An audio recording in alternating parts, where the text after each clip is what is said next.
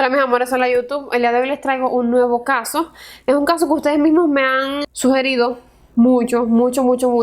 Y es un caso horrible porque yo realmente no había visto hasta este momento, me parece, tanta maldad hacia una persona a la que tú no conoces, básicamente. Porque es algo como bestial. La manera en que ella murió, la manera en que ella sufrió antes de morir.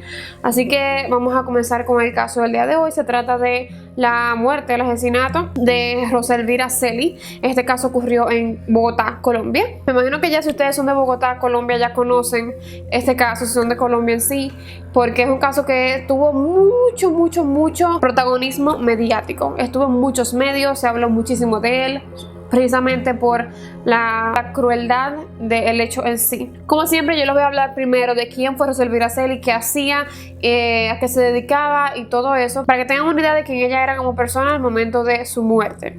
Roselvira Celi tenía 35 años, ella era una mujer humilde, y con esto no quiero decir que ser humilde es una mala cualidad, para nada, porque ya en videos anteriores ya me han dicho, pero humilde no es malo. Me refiero a su posición económica, a lo que ella hacía para poder conseguir dinero, poder vivir, porque no tan solo era ella, sino también su hija. Ella tiene una hija de 12 años en el momento en que ella fue asesinada. O sea que ella era una mujer muy trabajadora, trabajaba vendiendo dulces afuera de un hospital. Entonces fue cuando consiguió ese trabajo de los dulces y eso, y entonces se animó. Realmente lo hacía para poder ganarse, aunque sea sustento mínimo, pues como les dije, ella tenía que mantenerse ella misma y también a su hija. Pues desde los inicios era madre soltera. Ella, cuando quedó embarazada, estaba muy joven y dejó el colegio, la universidad, así que ella decidió volver de nuevo al bachiller para poder terminar sus estudios escolares. Quería ser y ella estaba muy centrada en eso, en trabajar y estudiar y salir adelante por la niña. De manera que pues ella ingresó en un colegio para personas adultas donde se estudiaba de noche, es decir, ella trabajaba de día y luego de noche se iba a estudiar al colegio para poder terminar su bachiller. Así que ya más o menos tienen una breve imagen, una breve idea de quién era Roselvira Celi, qué hacía y todo eso. Entonces vamos ahora a remontarnos a la madrugada del 24 de mayo del año 2012, cuando la línea de emergencias de Colombia recibe una llamada de una mujer que no se entiende muy bien, pero ella dice que ha sido violada, que está violada y que no se puede mover, está postrada en el piso, no puede moverse y que necesita que la vayan a buscar, que ella está en un parque, que cerca escucha un río, pero obviamente la llamada es como algo impactante. En primer lugar, para quien responde el teléfono, quien responde a la llamada y no entiende por qué se cae la llamada. Yo les voy a poner unos fragmentos de la llamada para que puedan entender y tener una idea de lo que se oía, de lo que decía la persona que llamó y también de lo que respondía la persona que recibió la llamada. Palomino, emergencia 123, ¿en qué le puedo ayudar? Mi agente, buenos días. Estoy en un barranco violada. Búsqueme, por favor, ¿sí? ¿Cómo? ¿Qué le pasó? Me violaron. Avenida Circunvalar con 45. Deme un punto de referencia donde usted se encuentra. Estoy violada, tirada de pelota. Ayúdeme, urgente, no me puedo mover. La primera llamada se hizo a las 4:47 de la madrugada. De nuevo se hace otra llamada a las 4:50 de la mañana. De nuevo, la mujer que está haciendo la llamada dice que ha sido violada, que no se puede mover porque está herida gravemente, le duele todo, pero que sabe que está en el Parque Nacional y también sabe que está cerca de un río porque oye la corriente. Emergencia 123, ¿en qué le puedo ayudar? Señor agente, buenos días. Es que fui violada en un barranco en la 45 Por favor. Señor, me violaron. Regale la dirección. En la 45 abajo, búsqueme. ¿Dónde está? En un barranco. Calle 45. ¿Cómo se llama el barrio? Rosa Celi, no sé, no me puedo mover. Así que luego de una hora de las autoridades buscarla, poder dar con ella, porque evidentemente ella no sabía en qué parte del Parque Nacional ella se encontraba, solamente que había un río cerca porque lo podía escuchar. Luego de una hora o una hora y media más o menos, las autoridades pueden dar con ella. Y es cuando encuentran a Roselvira Celi. Ella únicamente estaba vestida de la cadera para arriba, es decir, no tenía nada que la cubriera en la parte de las piernas, no tenía ropa interior, no tenía pantalones, no tenía nada. También veía que había sangre cerca de ella. Ella estaba sangrando de manera profusa en la parte de sus genitales, había sido golpeada, tenía una herida contundente en su cabeza. Realmente era una escena horrible, es muy horrible porque ella estaba sola ahí tirada, postrada como si nada. Señora respete, me violaron, ayúdeme por favor. Yo hago la rellamada y me contesta la señora, en este momento la afectada. Apenas hablé con ella, sí escuché una voz muy débil. Inclusive ella estuvo, mientras aparecía la ambulancia, la tuvieron en el camión de los bomberos, en la parte donde está el motor, para darle calor. No llegó esa ambulancia, 6:30 de la mañana.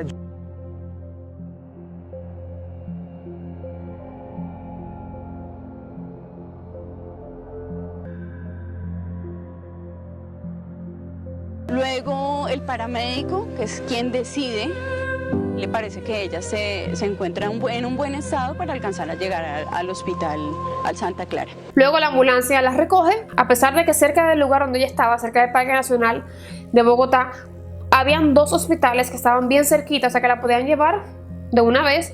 Decidieron que la iban a llevar a un hospital que estaba mucho más lejos, únicamente porque ella no tenía seguro social, no tenía seguro de vida. Así que no la podían llevar a esos hospitales que únicamente, al parecer, operaban con seguro de vida. O sea que esto sumémosles que Roselvira está sangrando, tiene heridas fuertes, no saben lo que está pasando con Roselvira porque tiene un dolor increíble. Y además de todo, la llevan al hospital más lejano porque no tiene seguro de vida. O sea, no le pueden dar un socorro automático por esa razón. La llevan al hospital, en el hospital la ponen a esperar en emergencias porque no la pueden atender de una vez porque hay mucha gente, evidentemente es un hospital público donde pueden atender personas que no tienen un seguro de vida y un seguro social. Únicamente la atienden cuando ella le da un paro cardíaco. Entonces, cuando le da el paro cardíaco, la atienden.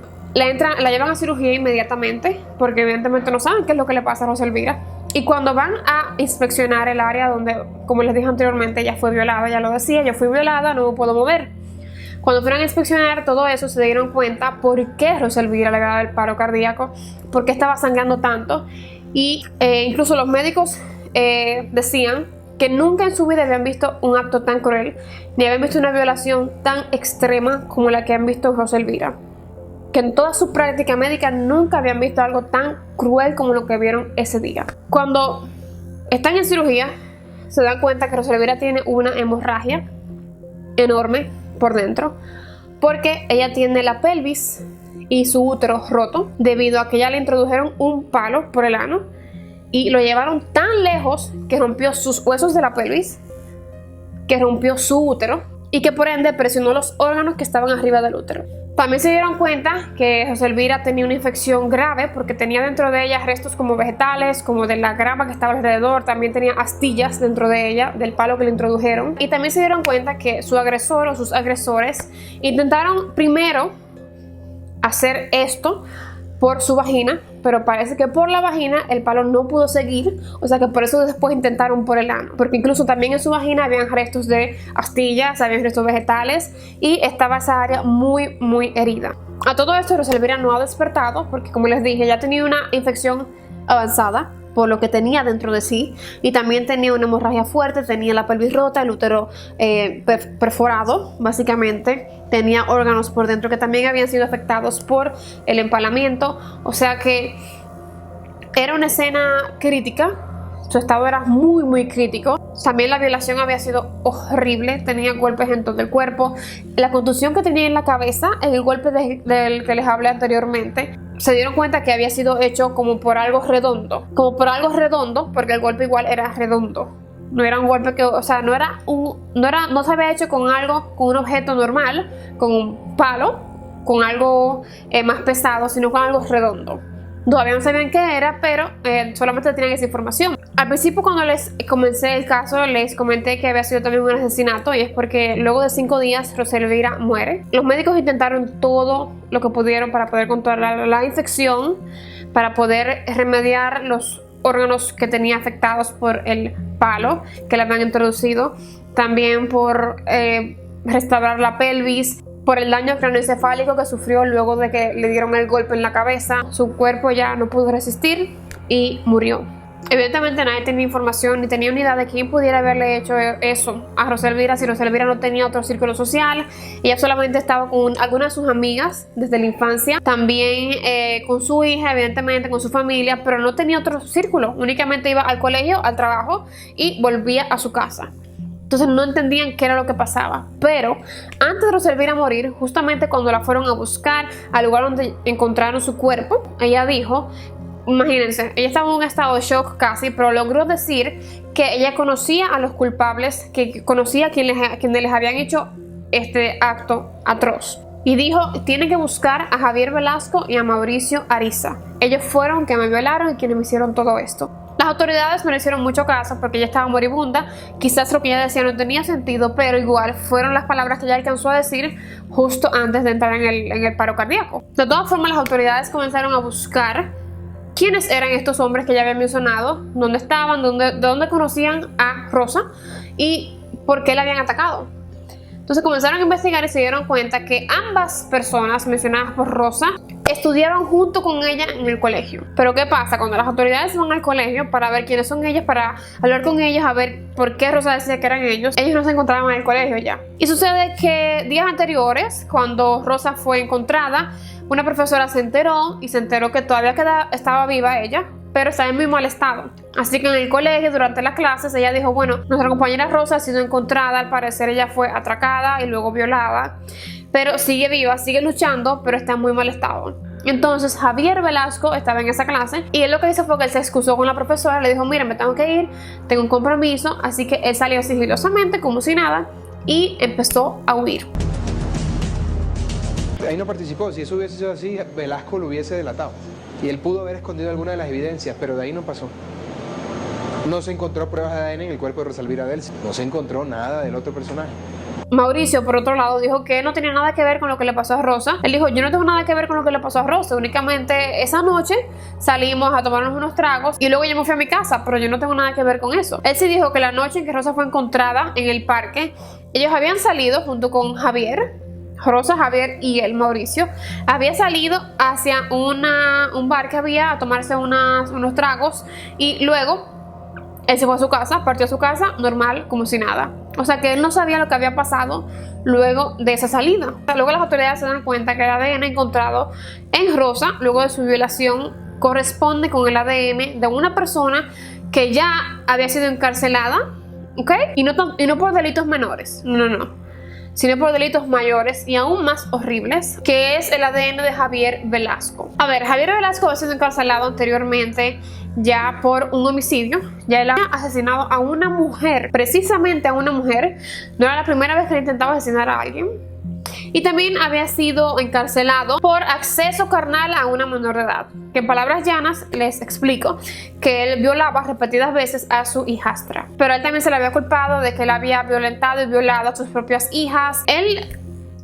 Una abominación de hombre, realmente. Este hombre, este criminal, ya había matado a una mujer, había violado a sus hijos e hijastros, que eso también es un delito mucho más grave. Había violado a una mujer que es trabajadora sexual.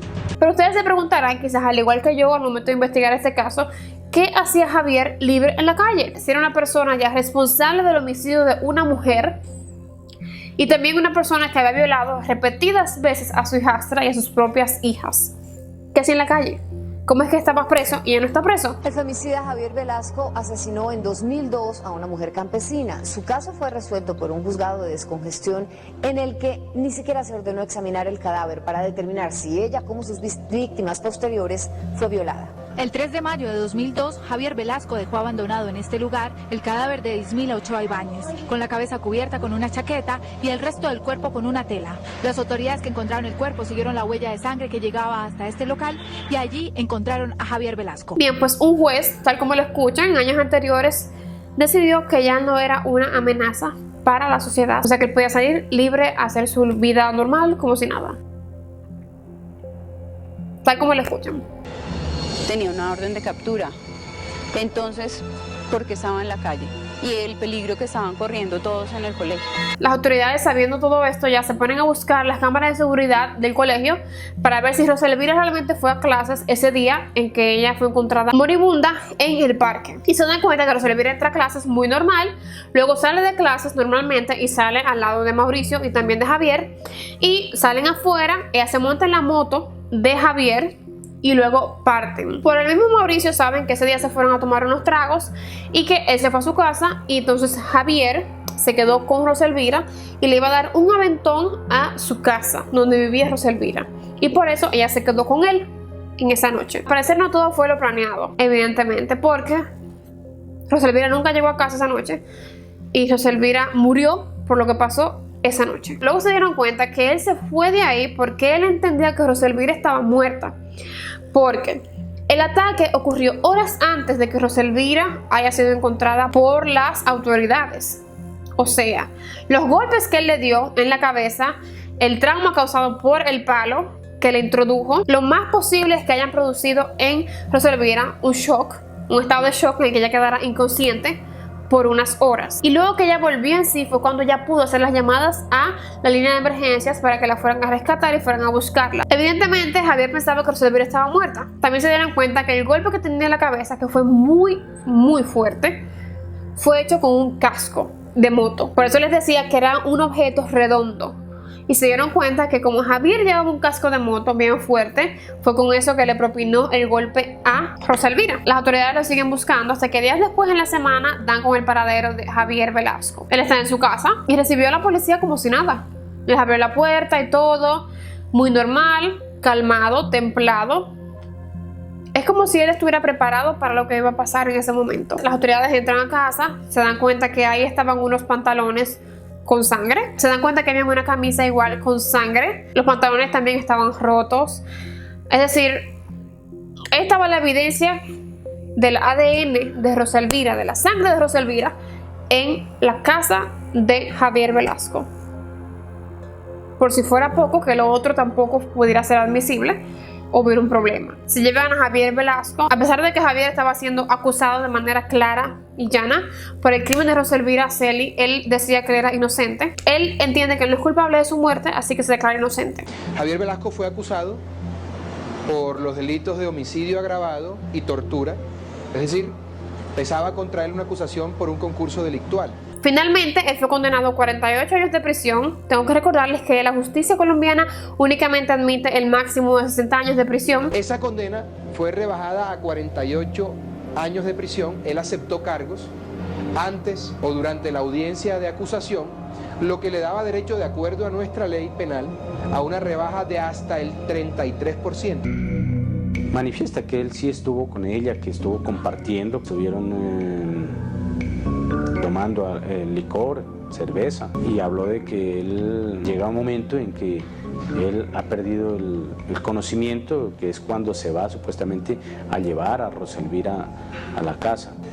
Se acuerda que ahí perdió totalmente conocimiento. El caso en sí termina aquí, porque realmente luego de que lo condenaron, normalmente los casos yo los llego hasta ahí, pero me parece pertinente decir esta próxima parte. No para atacar al gobierno colombiano, a las autoridades colombianas, ni nada de eso, sino porque todavía, o sea, no le encuentro el sentido mínimo a esto. Quizás ustedes se lo encuentren y me puedan, por favor, clarificar en caso de que yo esté errada en lo que pienso. El caso es que en el 2014, 2 años luego de la muerte de Roselvira, la familia de Roselvira hace una demanda al sector público por negligencia, porque entiende que si todo hubiera actuado y funcionado como debe, con inmediatez. Como les dije, las autoridades encontraron a Roselvira 1 hora y media más tarde de cuando ella hizo la primera llamada. Luego la llevaron al hospital más lejos de donde ya la encontraron porque no tenía seguro de vida. O sea, dentro de ese tiempo pasaron unas 3 horas que pudieron haber salvado la vida de Roselvira, porque quizás la infección no hubiera llegado tan lejos, quizás la pérdida de sangre no hubiera sido tanta si lo hubieran atendido con rapidez, pero no fue así. Pero no obstante, el distrito de Bogotá les responde a la familia hacia esa demanda con que Roselvira Celi fue la culpable de su ataque. El argumento que utilizaron para poder sustentar lo que ellos acaban de decir en ese momento fue que Roselvira sabía que Javier andaba en malos pasos. Entonces, por ella decidir irse a tomar unos tragos junto a él y Mauricio esa noche, ella estaba buscando su propio ataque.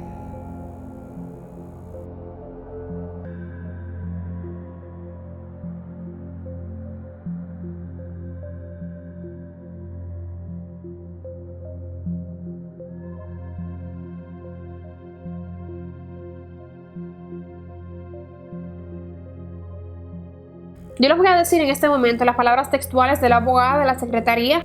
Si Rosalvira Celi no hubiera salido con los 2 compañeros de estudio después de terminar sus clases en horas de la noche, hoy no estuviéramos lamentando su muerte.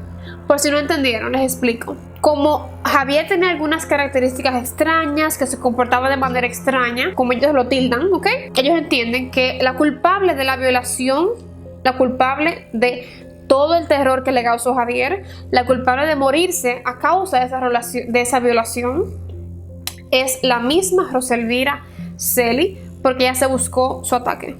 O sea, básicamente lo que están diciendo las autoridades en este momento es que por ser mujer, usted se buscó su ataque. Punto. Lo que me parece algo descabellado, es algo que me da mucha impotencia, porque ¿cómo es posible que incluso el mismo gobierno diga que tú por ser mujer y por andar con esa persona, tú te buscaste una violación, ese dolor horrible, todo, o sea, todo lo que él le causó, ella se lo buscó? Es casi como si estuvieran descargando la responsabilidad de Javier Velasco, de quien la tiene realmente, y se la tiren toda a Rosalvira, únicamente por ser mujer y porque salió con un hombre a sabiendas de que él andaba en malos pasos. Pero como tú sabías eso, tú te fuiste con esa persona, es tu culpa. El gobierno no tiene nada que ver con eso, es tu culpa. Evidentemente esto causó mucho revuelo en Colombia. La gente se sentía muy indignada porque no entendía cómo una secretaría, un distrito que debería defender a su población, a su gente, le echa la culpa de los males que le suceden a la víctima. Y en Colombia, decenas de mujeres marcharon en contra de un concepto jurídico en el que se culpó a una mujer de su propia violación, tortura y asesinato. Con pancartas y cánticos, los manifestantes, en su mayoría mujeres, expresaron su rechazo por el concepto en el que responsabilizan a la mujer de su muerte. Y es que ninguna mujer, aunque ande desnuda en la calle, aunque ande con una falda corta, aunque sea mujer, aunque ande como sea, se está buscando nada. Ninguna mujer es culpable de que la violen, aunque ande como vino al mundo. No, es que no hay manera, no hay forma en que una persona diga eso y tenga sentido o tenga razón. No la hay. Luego de esto, luego de que salió la respuesta de la Secretaría, el distrito de Bogotá se disculpó públicamente por lo que se había dicho sobre Rosalvira Celi. Entendieron que era algo que no tenía ni pies ni cabeza, de manera textual, así fue que lo dijeron, porque básicamente quien dijo esas palabras, que fue la abogada, como les dije, y entiendo que la abogada no es quien dice todo, sino que la abogada obviamente tiene una reunión previa con las personas que encabezan esa parte de la demanda, ¿no? Básicamente se disculparon luego de que dijeron lo que dijeron, pero únicamente el hecho de que ellos hayan pensado en decir eso y hacerlo público da a entender que realmente las autoridades no entienden cuál es la situación que tiene no tan solo Bogotá, no tan solo Colombia, no tan solo cualquier país de Latinoamérica, el mundo, con los feminicidios, con el ataque a las mujeres únicamente por su condición de mujer. Después de esto se aprobó la ley Rosalvira Celi, que es una ley contra los feminicidios. Por lo menos el caso de Rosalvira tuvo algo positivo que salió de ahí. Así que yo les exhorto a ustedes que sean parte de todo esto, de no quedarnos en silencio si pasa algo, porque yo estoy segura que el comportamiento de Javier no inició matando de una vez pura y dura, sino que tuvo comportamientos anteriores que fueron dando pie a que él finalmente matara a una mujer por satisfacer su morbo, por satisfacer cualquier cosa que tuviera en la cabeza, que evidentemente no está bien.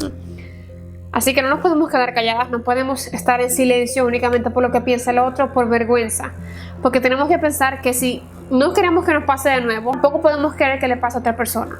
Y nuestro silencio únicamente contribuye a ese tipo de acciones y contribuye a que se sigan desarrollando más hombres que piensan que esa es la manera correcta de vivir su vida. Así que bueno, déjenme saber debajo qué piensan del caso de hoy. Yo sé que al final dio un giro que no es el que yo siempre doy en mis casos, pero me pareció pertinente dejárselo saber, porque yo entiendo que ese error que cometió la Secretaría es la forma de pensar que tiene mucha gente en la cabeza hoy en día. Así que espero debajo sus comentarios para que me dejen saber qué piensan. También en la cajita de información van a estar los links de todas las fuentes que utilicé. En caso de que se me haya escapado algún detallito, debajo va a estar links que pueden igual ampliar un poquito más la información que les dije en este video. Déjenme saber también sus recomendaciones de otros casos debajo, porque como se dieron cuenta, como este caso, yo también le tomo en cuenta sus sugerencias y los casos que a ustedes les interesa ver.